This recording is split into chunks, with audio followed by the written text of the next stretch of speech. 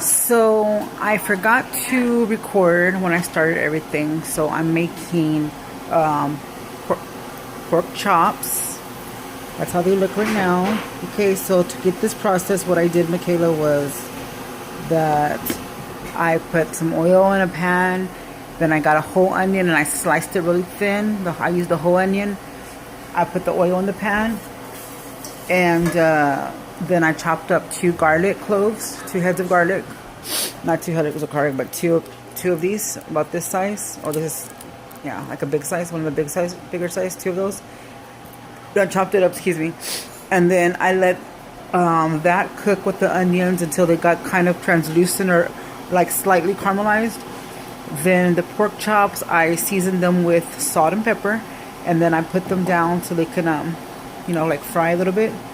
And that, because the pork chops were frying, the grease of the pork chops and of the onions and everything like that gave the brown gravy looking flavor, the dark brown. And I kept doing that until I fried all the pork chops. So now that they're fried and they're somewhat ready, I'm gonna go ahead and lower it. After all of them were cooked evenly on both sides, I covered it so it can steam a little bit.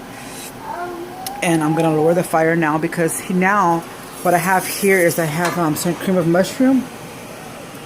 I used 1 big can and I added water, and then I used a small little can, like the small size can,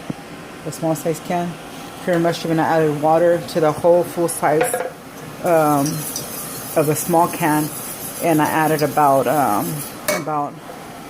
half of to the full one, but I'm gonna add a little bit more to get all that cream of mushroom off.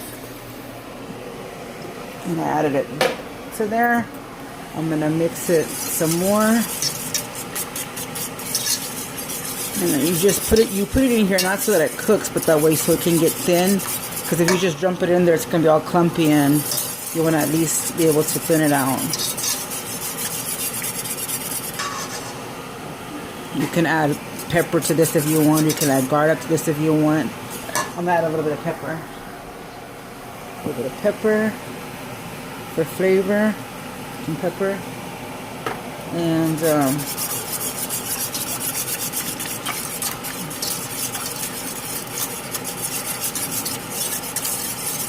I'm getting the water ready so I can make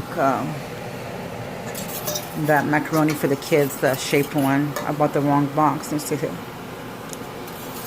It doesn't need salt, but you can add a little bit of salt in it.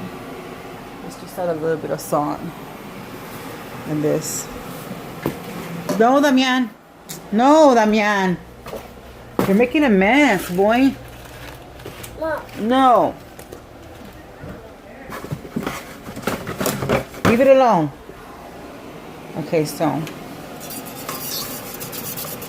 there's Damian. Hi. Say hi. So, okay. So now I'm going to, let me put this down right here. Right there. And I have stuff in defrosting in the microwave. I'm going to pick up the lid. Out of there, Damian. And I'm going to get the, carefully going on that side. So that means the oven's ready. Here, and I'm going to pour all of this on top of here. Just pour it evenly all over.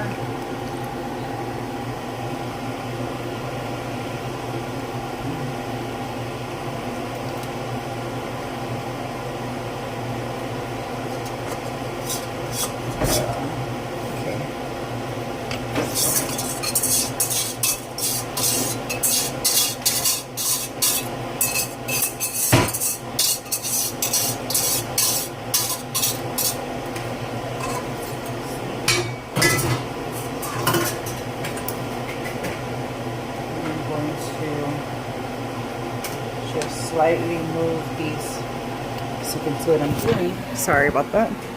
So now, since I poured it all over, now I'm just going to slightly move around the pork chops just so we can get everything nice and mixed. And so that the gravy goes to the bottom also. Like I said, there's a lot of pork chops in here. I just want to get everything nice and creamy and lathered.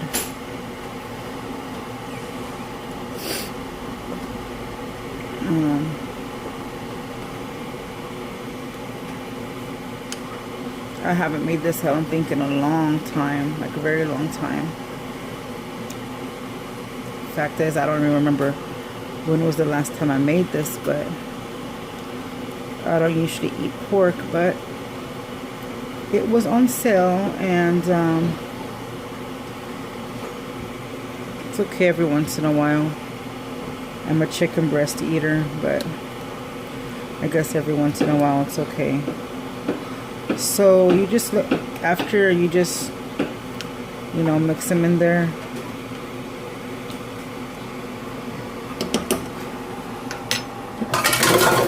Cover it and pick it up a little bit. I have it between medium and low, and then just let it simmer.